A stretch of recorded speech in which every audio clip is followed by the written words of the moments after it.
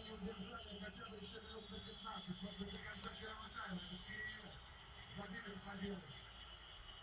А сейчас Мексика выигрывает 2-1. Играет технично. Смотрит, нарушает правила.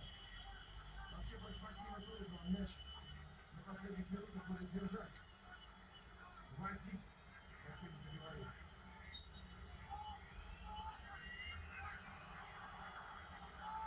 Среди прочих выводов пока еще отдельных, частных. Конечно, диагонали, которые доходят до ударов соперника. Это и гол Роналду, это сегодняшний гол Рауха, потом момент с Морено, который не превратился в гол из-за 20-сантиметрового офсайда. Все это, конечно, задачки на лето для Станислава Черчесова.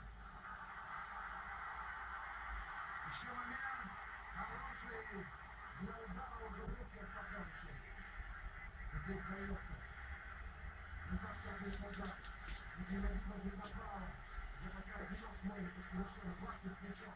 До фрагментов. И они запомнились. Многое там понравилось тоже. Но концовку через не могу сыграть не удалось.